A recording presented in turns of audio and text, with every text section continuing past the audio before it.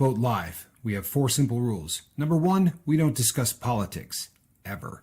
Number 2, this is not a religious channel, and while you might hear people say, God bless you, or I'm going to pray for you, or I wouldn't have gotten through this without my faith, that's fine. What's not fine is to say, my God is better than your God, or here's why you're not getting into heaven. It's not going to fly.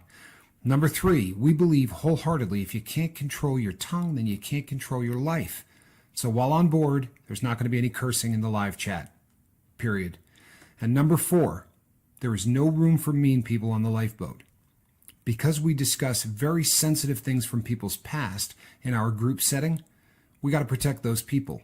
The only way they feel confident and comfortable discussing those things is in an environment that is free of trolls and mean people. So if you're a mean person or you're a troll, we're going to block you for life. And if your account happens to be less than 24 hours old, we're probably a little suspicious right from the word go. Why? Well, because there are people in this world who enjoy being cruel solely for the sake of being cruel. It's not going to fly here. But if you're here because you're trying to get sober and live your best life, then you might find that the lifeboat is just that, a lifeboat. I'm Captain Tommy Scoville, and we will see you on deck.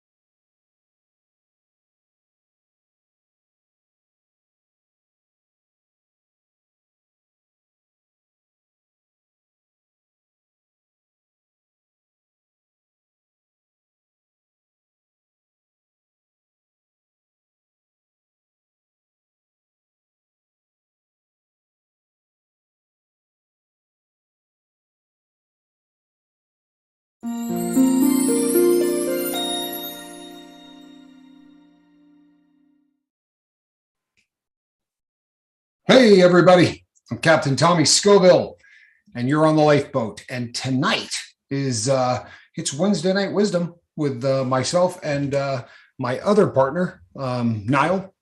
And my favorite day of the week, people. This is, truthfully, this is something that I've really come to love. So we're going to be doing that voodoo that we do and talking about some of the issues concerning sobriety and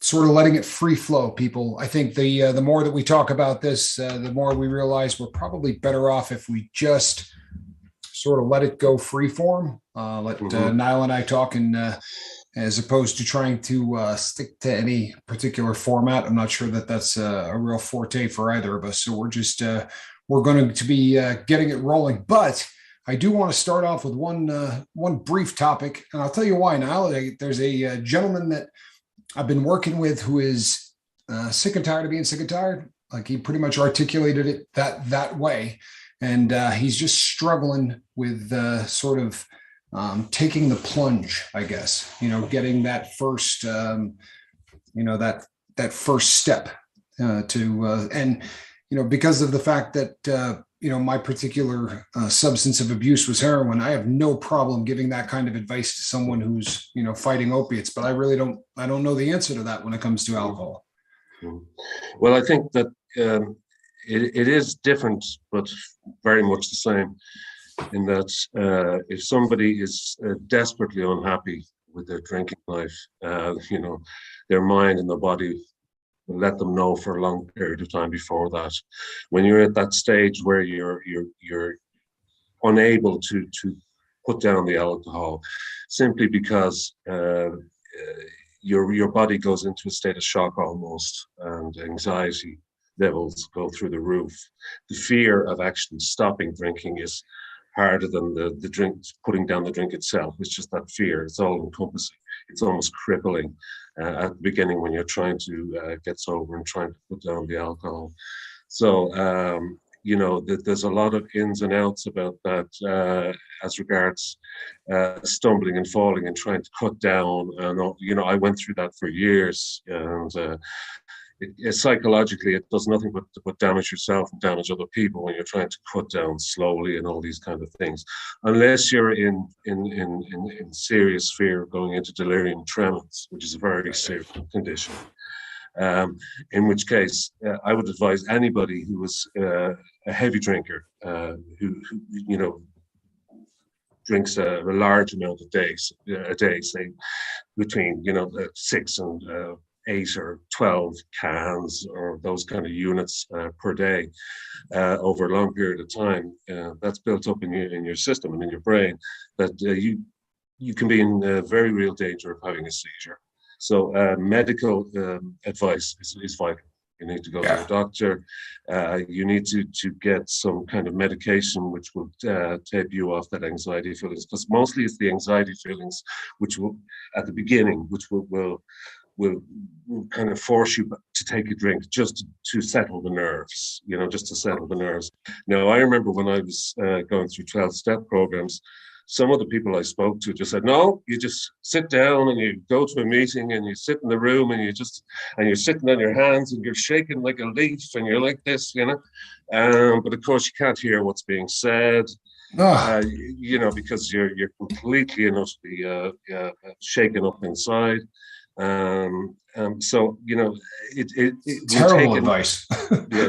you need a number of days or up to a week or so to actually calm the nerves, and then you just have to really take it a day at a time. Try and sleep as much as you can. Try and force yourself into. I remember when I was at that stage where I was just, this has to happen. If I don't stop drinking now, I'm going to die. And I'd been in and out of programs and rehab for years, and pretending and sneaking drink and hiding it in the glove compartment of the car and taking a sip, and my hands were like this constantly, and I couldn't talk to people. No worries. Okay. Okay.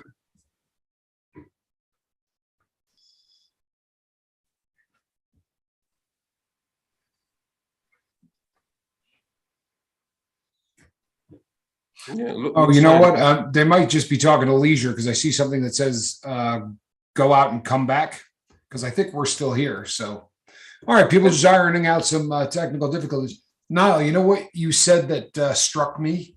Because you said right in the beginning of this, it's so similar, but it's different. When for years, I was one of those guys that for probably the last 10 to 12 years that I was using, every day was the day I was going to quit. Like I wanted to quit so badly. But what you said about it, the fear of quitting was worse than the actual quitting. I think that was the reason that it took me being locked up, for me to actually be able to, to sort of break that habit, because more than that you build it up in your head. And for such a long time, I built it up so bad, and I had some bad withdrawals and I've been through it before, but the fear of going through that kept me using for probably another decade. I'm not kidding. At least, another 10 years where that was we definitely had that in common, because that was something that it was overwhelming. When I would make my mind up and say, all right, this is when I'm really going to do it, I'd still be high and I'd start shaking. You know what I mean? I'd still be on the last dose, and I would be, the anxiety would start to build up. And you're right. I would end up taking it, because not even so much. It actually accelerated the use. In other words, if I wasn't planning on quitting, I could go 8 to 10 hours between fixes, and it wouldn't be so much of a deal. I wasn't going to be exhibiting all of those symptoms. But as soon as I started talking about quitting and getting serious about it, every 4 hours I'm fixing, because the anxiety of knowing that, tomorrow was the day, or whatever I had set for my goal, it almost, sped up the process of my drug use more than it slowed it down, which is crazy, but the truth. And medical assisted, therapy was key for me. It was key. And the thing about alcohol is, I'm not sure with your particular drug of choice or any other drug of choice, but alcohol, the way it affects the thinking of alcoholics is you drink to escape the problems caused by drinking. Right. you end up at that stage. So you want to get back into that, what I call the zone. You want to get back into that kind of numbed frame of mind where you're not hurting you're not hurting, where the pain isn't so acute. So that's your brain is screaming at you for that substance to emotionally and physically cure you of the pain of reality. You know, it sounds pretty dramatic when you put it like that, but that's the reality. No question. And you know, and if you're at that stage, and I would say to anybody, you know, as family members or a non-alcoholic, and they're trying to help the people in their lives, these are the signs to look out for. You know, that the alcoholic is in so much pain and fear of even though it's destroying their lives, this substance is destroying their lives. They hate it, but they need it at the same time. So, you know, putting that mark on the calendar and say, today is the day I'm going to stop, you know, it's the hardest thing you can do. So, you know, an initial approach to your doctor is vital. You know, I would recommend rehab if, you know, there's various levels of rehab. And, you know, there's outpatient programs and stuff that can help you. You know, if you want to go for full rehab, you can do it like I did. You know, was basically go in at the base level, or you can go for the more expensive options, which, you know, it depends on your circumstances. But I think the trick is when you're trying to quit on your own, it's very difficult to do it entirely on your own. You know, it's good to get advice, and I would be happy to talk to that person that you mentioned at any stage, because when you're on your own, your mind can convince you that you need to go back. It can give you a million and one reasons. It's a mountain that can't be climbed. Yeah. And after that, it's just, you know, really just kind of taking it as very much even an hour at a time, you know. I was speaking to someone the other day actually about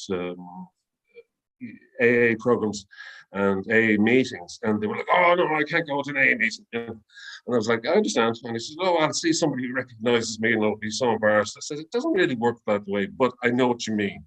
Yeah. But even if you're in that frame of mind where you're after 2 or 3 days and you're slightly starting to calm down, maybe the doctor has prescribed some Xanax or something, you know, for short-term use, and your appetite is starting to come back and your thoughts are starting to get clear, and you're saying to yourself, you know what, I actually feel pretty good today. But of course, you know, I'm thinking, you know, at a certain time of day I'd like to drink or whatever it is. Sometimes it's a great help to go to an AA meeting. I used to go to a frontline meeting in Dublin, and this was a serious meeting. Like, I mean, there was guys screaming and shouting at each other, and homeless fellas, and you know, I'm not saying I recommend a frontline meeting, but it sure opened my eyes, because I was looking at guys in the corner. I was thinking, God Almighty, am I as bad as that guy? Did I look like this guy? Yes, yeah. And amazing things can happen in those rooms at times. They enable you to open up. All of a sudden you might say, you know what, I want to talk about how I feel. And then when you actually say, listen, I feel like crap, you know, I'm trying to do this. I really want to do this. It's destroyed my life for so long. And then everyone's nodding in the room, and you're like, and before you know it, you're kind of just speaking from the heart, you know. And I remember doing that on a number of occasions, and getting very emotional about that. So I would always recommend to alcoholics to try a couple of meetings. Doesn't mean you have to embrace the 12-step program, you know, and go the whole 9 yards with it. But it when you're in those rooms at times, it does give you an opportunity to actually express how you feel, and in probably no other circumstance apart from, you know, rehab. Because your family at that stage are probably looking at you like you've gone crazy. They don't know what to do. And then you're stuck inside your own head, and you're like, well, how am I going to do this? So yeah, and then, you know, it's just time. Then after that, you know, and every day you just fire ahead. I did not. Sorry. No, sorry. Yeah, please. Okay, yeah, guys, I'm gonna read that Ryan had a question there. It says Niall, what declares us, I guess, on being on our own. I don't know what What that's what it what says. declare I what guess. declares us for being on our what I meant by that was stuck inside our own heads. Is that what he's referring Right. to? I think I think so. the yeah, I think the worst place for an alcoholic is stuck inside their own heads. It's an horrific place to be. Uh, to a certain extent, you have to be stuck inside your own head to actually bring yourself to the stage where you're like, I have to stop this. I'm destroying myself and destroying my life. But you certainly don't have to sit down, sitting on your hands, shaking and going, "Oh my God, I'm stuck in my head and there's no way out." That's why I would advise talking to a medical physician or talking to a therapist who specializes in addiction. Or if you're alcohol free for a short period of time, go to a meeting and talk to someone outside the meeting. You don't have to fully plunge into that pool if you don't want to, but there are resources that will help you. I don't know whether that's what this man meant, but this is, in other words, being inside your own head and trying to quit is very, very difficult because your mind will try to convince you every 5 seconds. I think you describe it as ants, Tommy. Yeah. You'll just pound you, and Non-stop. the pain is so acute. It's just like, oh my God! And the only thing that's going to relieve that is more alcohol. So you're on this merry-go-round. But it's important to try and and I'd say to any family members of anybody who's I'm not saying they probably won't be on the boat, but for people who are trying to quit drinking, be honest with your family members about that and say, look, it's very difficult for me to do this on my own. The support that I have from you is fantastic, but I really need to talk to someone, and your family members fall over backwards to do that for you. Yep. If I would bring up something that Rip Curl said in the interview that he had, Sure. and the struggles with his ex-wife, and obviously the communication went on for a long time, but it wasn't really, she wasn't entirely honest with him. And so then the pain was extended out and out and out. But if you get to that stage where you really want to quit, but you're not sure how you can do it or how you can trust your own mind, you just have to be honest with your family about that and say, look, can I speak to a therapist, or can I go to rehab for a while, or can I explore the rehab, or you know what I'm going to do? I'm going to try and get to a meeting, and you'll fall and you'll stumble a number of times. Don't be too hard on yourselves.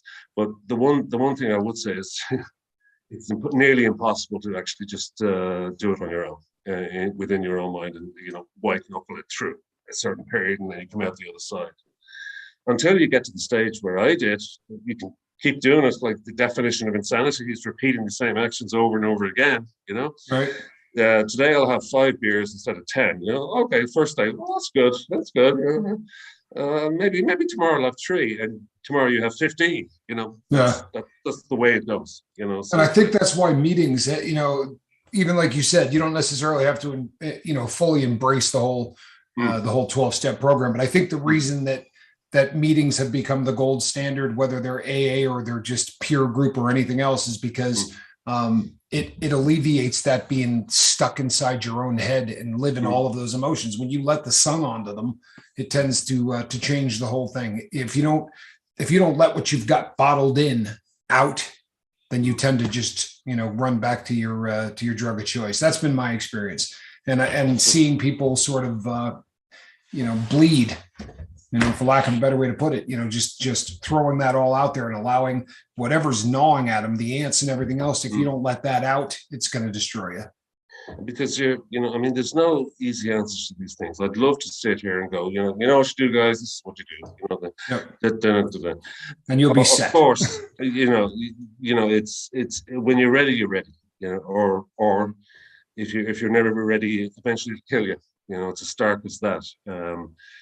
Also, most alcoholics, when they've been out a long time, are so full of self-loathing and guilt and remorse and fear that paradoxically that keeps them drinking. So they have to stay in the substance that's destroying them, because otherwise the reality of what they've done to their own life and their family in the past and stuff. I talked to you about my children and all that kind of stuff. I mean, that I couldn't. It took me years to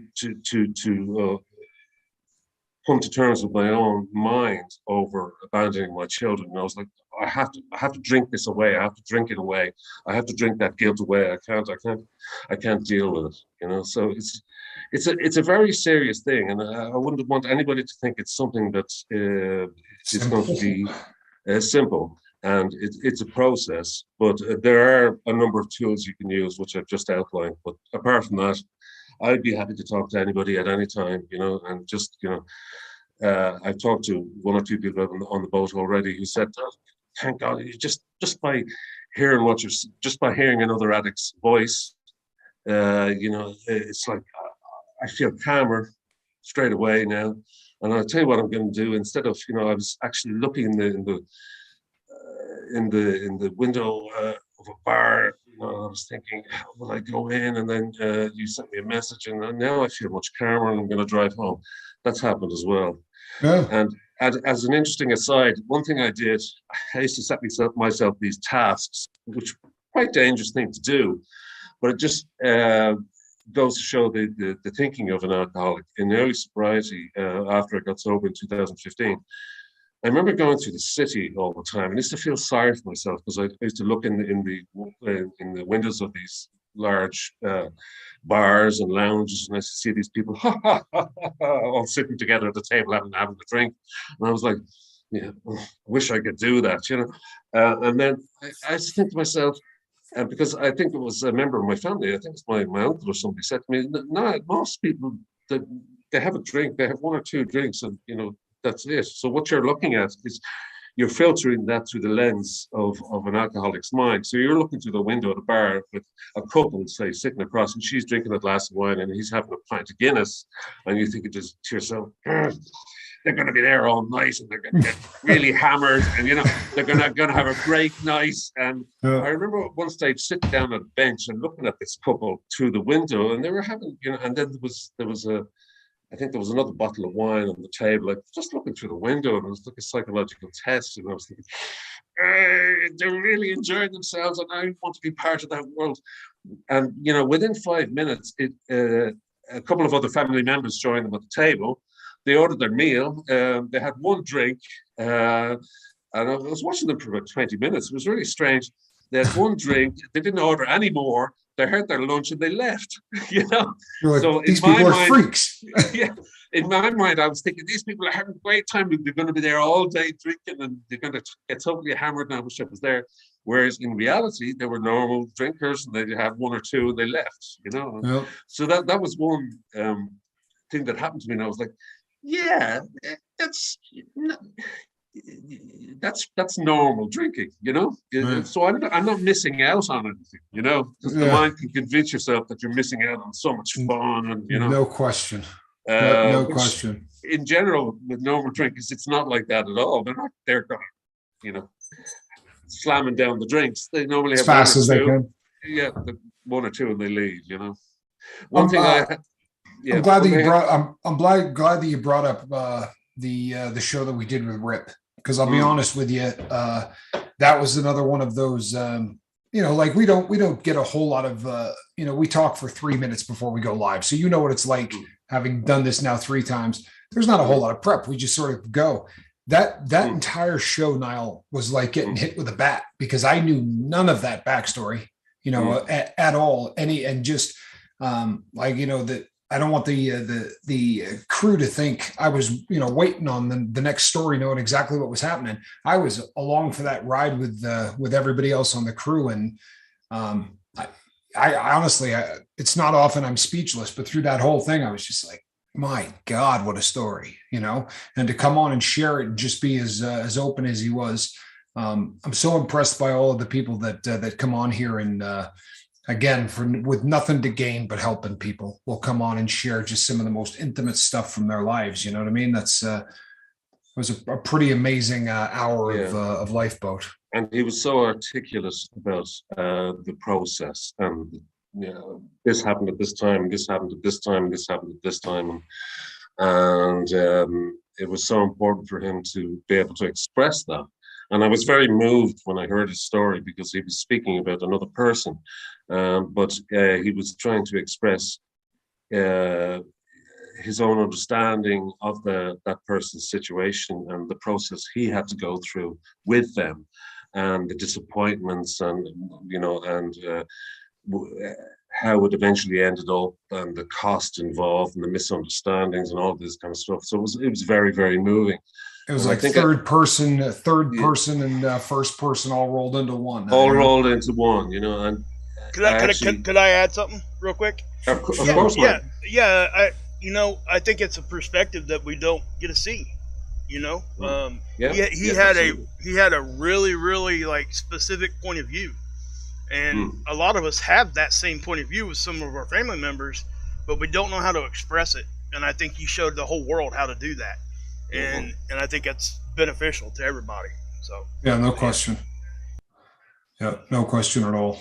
And I think I said something I might have sent you a message after that interview. I don't know whether you saw it, Tommy, but it actually made me feel, because remember in my interview I explained how I walked out of the family home when my children were young and all that kind of stuff. And I think I was thinking to myself when I was listening to Rip, can you imagine if I just stayed around for another 10 years, and I was in and out and hiding the drink and being resentful towards my wife and resentful towards my kids. That would have really messed my kids up, if I'd have stuck around for another 10 years.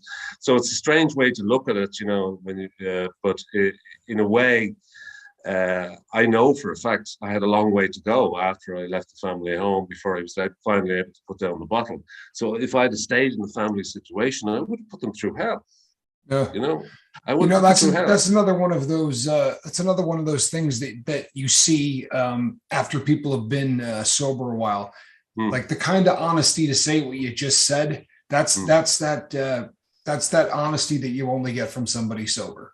You know what I mean? Everybody in life, I think, in normal life, sort of shaves the corners off of everything. And I think that once somebody gets to that real level of sobriety, that's when you could say something like, boy, you know what, if I'd stuck around, you know how much more damage I would have done. I mean, that's just not the kind of thing you're going to hear in the real world. Do you understand what I'm saying? No, absolutely. And it's not saying that, I feel so much better about that decision.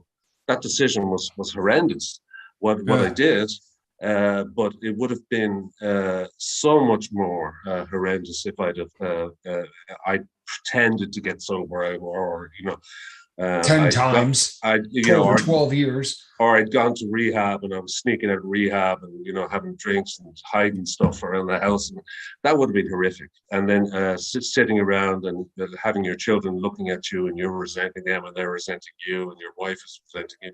So the whole household is miserable, and so it doesn't give me any comfort to say, well, that was a good decision to have made. It was a terrible decision to have made, but it could have been so much worse if it would have, the explosions and the devastation of the landscape around me could have been so much worse on my family members if I'd have just stuck around.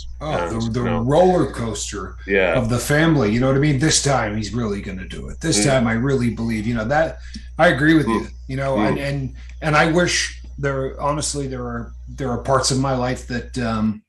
When I look back on and I do it with honesty, the majority nothing. My entire family stuck by me through most of it, and I took them on that ride.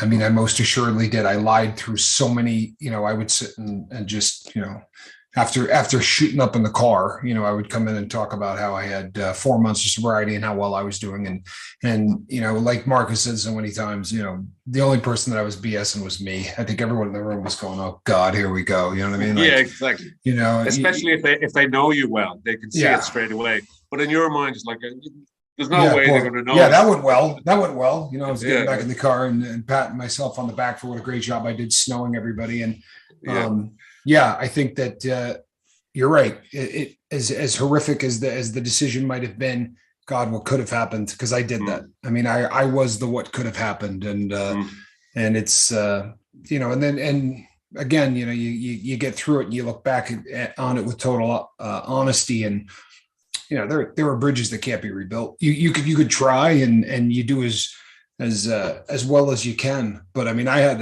a couple of people that one that I was so incredibly close with. It was just, I mean, we were like brothers, and I remember the conversation where he just said to me, "I love you, man. One of the best people I've ever met. I love you. I don't ever want to talk to you ever again." And I remember just being struck at first. I thought he was crapping me. You know what I mean? I was like, you don't want to talk to me? He said, "No, I don't. You're never going to get sober. And if you do call me to tell me you're sober, you're not going to be." And I mean, I remember and of course I was in the life. So I walked away with that, man, screw him, kind of a thing. But after being removed from it for 6 years, I remember sitting down and coming to it was probably the best decision that cat ever made. You know what I mean? Like, honestly. And he also said to me that, that he viewed me as like opiates personified. He said, every time I start getting anything going good in my life and, things are good, he's like, all I got to do is look at a picture of you and I want to get high. He just said that I was such a catalyst, such a trigger for him. And, God bless him. The guy's been sober 9-10 years. And I only know this because I literally have to sort of do the cyber stalking to look in on his life. Because if I live to be 500, that man is not going to take a phone call from me. Yeah, that's fascinating for me, and I can almost feel your resentment at that time when he said that to you. Oh yeah. What do you mean? Yeah. And this is when I was in full flight addiction. I was obnoxious to be around. Obnoxious. Oh yeah, me too. I was a complete a-hole, to be around. Yeah. I thought I was the funniest guy and the smartest guy around, but I was not. People didn't want to be around me towards the end of my drinking. I thought I was, a real cool cat. I was obnoxious, and my thinking was completely insane, and I would embarrass people, in company. But I didn't see it that way. I used to go to family dinners, and I would turn up drunk, and I'd be telling jokes, and I thought I was the funniest cat on the planet, and they'd all be looking at me, like this, and looking away and looking down, and oh God, here he comes. And I remember at one stage, my father taking me aside and said, "No, you're not as funny as you think you are. I think you should." And I was really offended at that. I said, "What do you mean? I thought that was a really funny joke." It's like, it wasn't. None of it is funny. I would add that you talked about burning bridges, and that really can't be built. I think what happens in that situation, it turns into more like a tightrope. If you want to have contact with those people, you're going to have to try really, really hard, and it's dangerous for both people. So I do think we do have relationships like that, and it's all fluid, and this whole thing comes back around to like everybody's path is different, and it's got to be fluid, and we got to be able to move with it. So anyway. Yeah, that it's something that I think we've been hammering home more lately, and I think it's probably a real benefit to anyone that ever happens to catch one of these shows. Is that and Niall said it again earlier too. Boy, this would just be so much fun if we could come on and say, now what you want to do is step 1, do this, this, and this. Step 2, do this, this, and this. But the truth is, you're gonna put down your substance of choice, and what happens from that point on, we call life. And there's just no way to predict what that's going to be for any individual. And because of that, some days it comes up roses and some days it absolutely sucks. But I think that the takeaway from, everything that I've learned in the last almost 7 years is that it's just so much better than it was. Yeah. Must have said something to offend him. Let's see if we can get him back on the. Yeah, I'll send him another link real quick. Niall, if you're listening to me, Niall, I'm going to send you a link. Okay. And the guy says we are all different. You're absolutely right, and I think that it's one of the reasons that no matter how you wrap it up, And no matter how you wrap it up, it's going to be a different journey for everybody. And it's one of the reasons that I think we've taken some issue with some of the programs that sort of do a one size fits all kind of program. And I'm not picking on AA or NA or any of those things, but there are many different programs out there that sort of almost represent they've got the answer, and the answer is to put down your substance of choice. That is the answer. It's pretty much a lock to say it's going to be hard and it's going to be unique because as the guy just says, Ryan just said, we're all different. And for that reason, every single journey is going to be different. And there's no way to, and I feel like prior to doing these sort of interactive back and forth kind of stuff that we've been, doing with Niall, I don't know that that's a point we made clear enough that, in fact, it is going to be difficult. We want to be your number one cheerleader. We really do. We want to encourage everybody, and we want to make sure that you know how proud we are of you. But because you don't want to be a doom and gloom channel, you probably spend a lot more time talking about the successes. But it's a difficult thing. Make no mistake. It's a difficult journey, and it's want to make sure that we always make that point really clear. This isn't for everybody. It's going to be a tough journey, and I'm 7 years in. I'll be 7 years in June, so almost 7 years in, and I can truthfully say that I'm at a point right now in my life where I've never been happier. It's a pretty cool thing. I have never been happier in my life. There are still days that are tough. There are still days that I just want to, kick the world and say bad things. And there are days I still want to feel sorry for myself. There are days that the reality, like, we're talking about, some things right now, and we're able to sort of chuckle through some of it.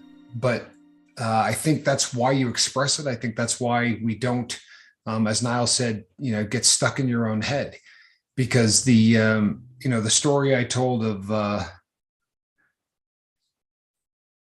okay, if you're truly ready to get a gun, get off this live stream and go get some help right now. I'm not sure who was planning on getting a gun, but that's great advice from Michael Carbone. If anybody here is talking about hurting themselves, getting a gun, doing anything like that, the right thing to do is to reach out right now for help, professional help. There is a number at the bottom of the screen, and it is one to call immediately. Yes. Drugs will lead you to do things. Alcohol will lead you to do things and make decisions that, people reach for a permanent solution to a part-time problem, because no matter how bad your drug or alcohol addiction is, it's a part-time freaking problem. And using a weapon to fix that problem is a permanent solution to a part-time problem, and it's not one you can come back from. If you're feeling that way right now, there is a number going across the bottom of the screen. It's there every single day. Call it. Don't wait. Don't wait. Don't even wait for the stream to be over. Just let you go. There are professional people right there that are going to talk to you, and they're great people. They're kind people. I'm not going to lie to you. I've called that number before, and if that's where you're at, that's the phone call to make, and I mean now. Yep. So please, we can pray for you. That's about all we can do. Can't come back from that. We can't fix ourselves after that, guys. So no. Please call that number. And thank you, Michael. That's great advice. Yep. True story. Sure was. Great advice. I sent Niall another link so everybody knows where we're at. I'm not sure if he can hear me or not. I'm not sure if he could, but we'll just keep moving. I mean, we got stuff we can talk about. I don't want to, you know what I mean? No, yeah. And it's not Niall's fault, guys. Just so you know, it's just internet crap that happens. Yeah. It really truly is. Case in point, 2 nights ago. None of us had any control over any of that. And I even turned down the settings for tonight just to make sure none of that would happen on our end. And then, the internet just does what the internet does. So. Well, and we're also, bringing a guy in from, across the pond.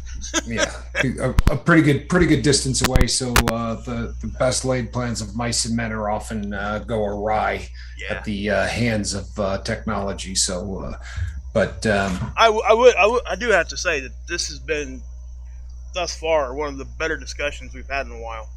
I really think, people are hearing, and I'm hearing. That's what I'm trying to say. I'm getting a lot out of just listening to what's going on, and it's pretty powerful stuff, guys. And I think a lot of it is because we know that Tommy's been through his addiction, Niall's been through his, and it makes us not feel alone.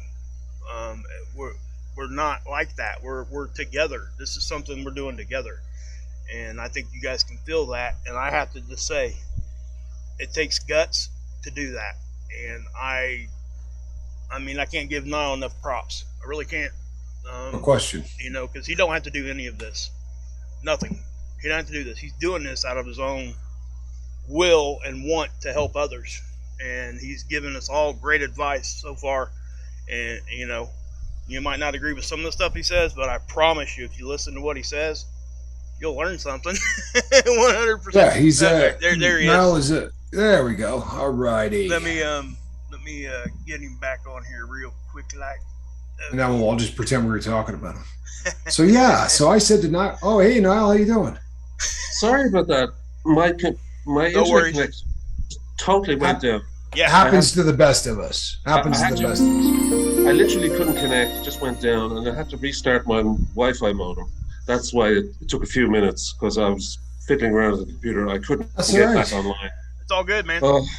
Yeah, that's very embarrassing. No. Are you kidding me? God, no. Are you kidding me? That's internet stuff, dude. That's all that is, man. Please don't feel bad about that. It happens occasionally. I have this Wi-Fi router, and it's generally pretty reliable. But now and again, out of the blue, it'll just refuse. And normally, what I have to do is restart the modem. Right.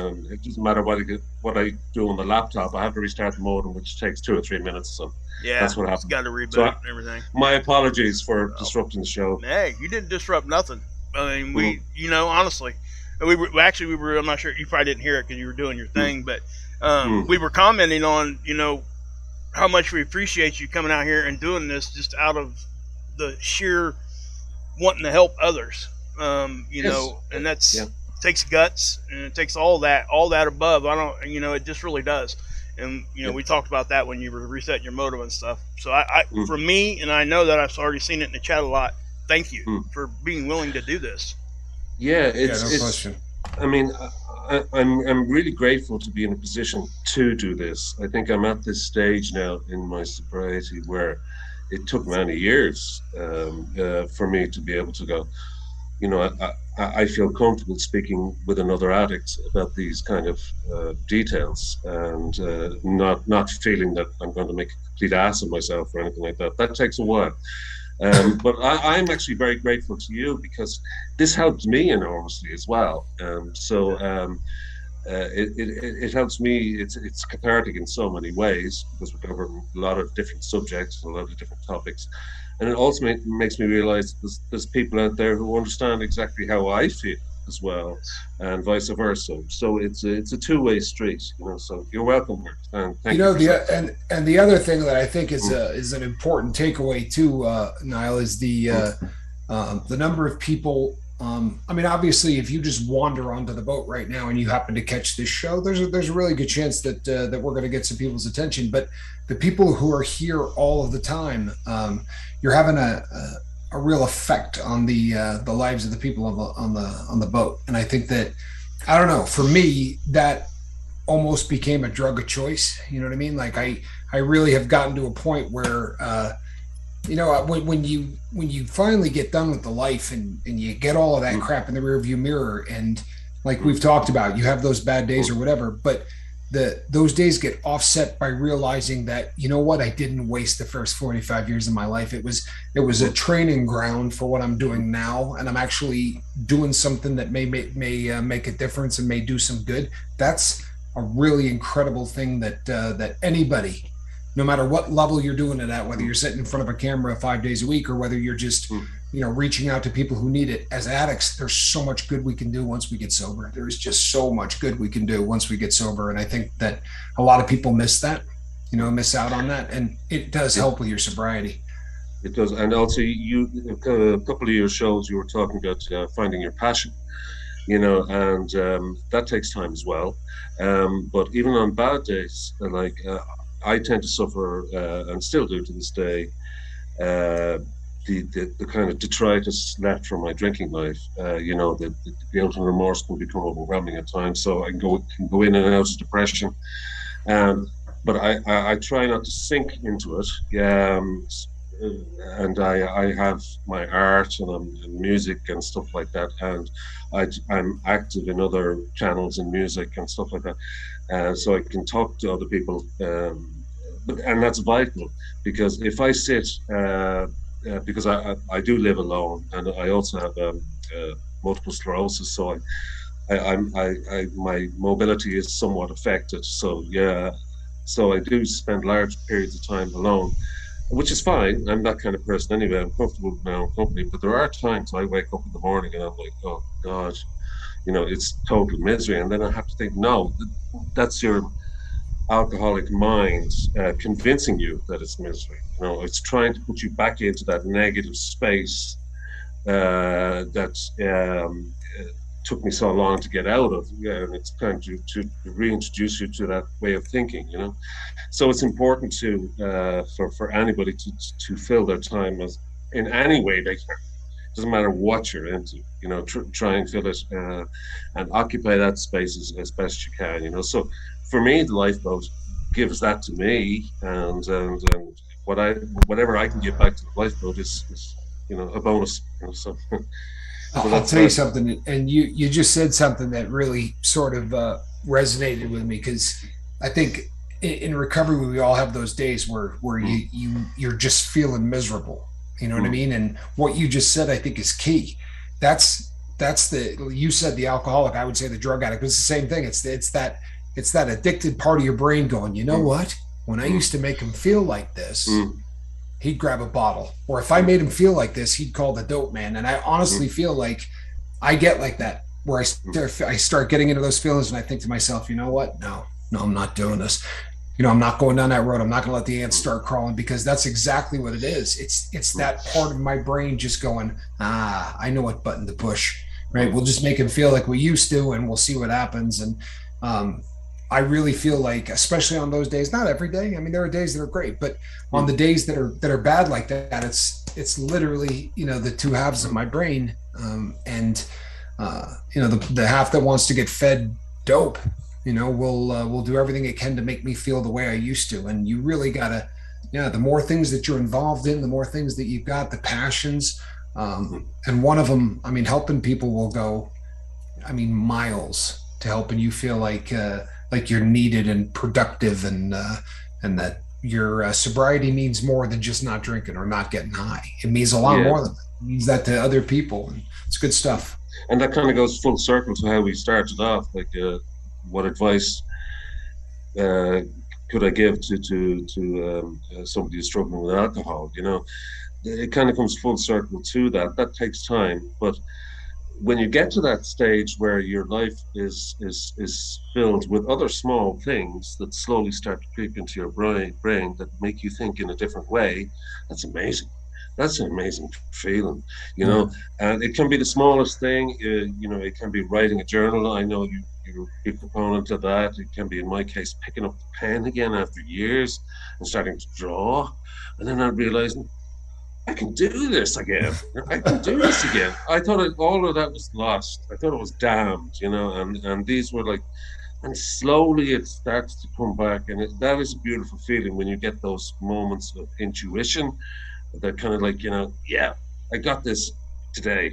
This is cool. I'm kind of on fire with this. that doesn't mean tomorrow I might wake up and go, oh God, it is a kind of a, I don't want people to think it's every day you're waking up as like, this Jekyll and Hyde scenario. It's not like that, but you have to be aware. I think awareness comes after periods of sobriety where when those ants start crawling around your brain, you know what they are. Yeah. You're not, you don't feel that I'm miserable all of a sudden and I have to, why am I miserable? I know why I'm miserable. It's just my brain is kind of at me, and we can also be very sensitive addicts. I think that applies across the board to all addicts. They can be very sensitive to somebody saying something previous day, and you think about it and replay it, and like resent. Yeah. And that can happen after 30 years of sobriety, Yeah. So, and also, I'm very happy that I got involved in the psychological aspect of this disease and these illnesses, because it's fascinating. I read about it all the time.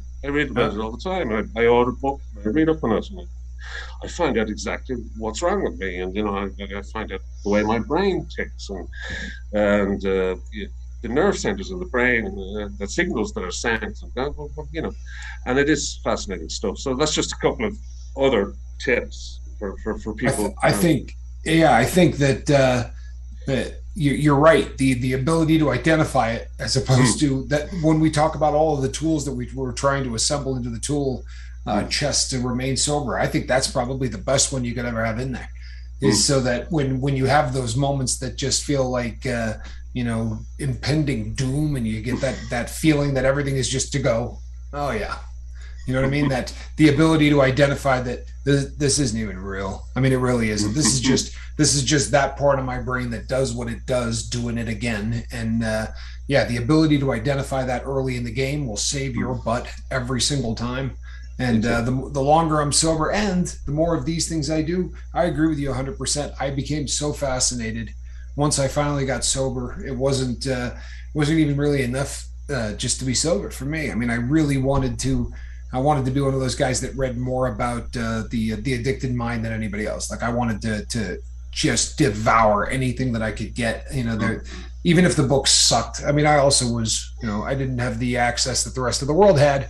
But even if the book was not great, I would sit in there and I would read that thing, and because I was hoping maybe there was one gem somewhere in there that I was going to come across that that was going to be worth the 400 pages that I got through. But I'm fascinated by it as well. I really am. The psychology of addiction is just, it's fascinating. Yeah, and you kind of hit the nail on the head there. You talked about it's not real.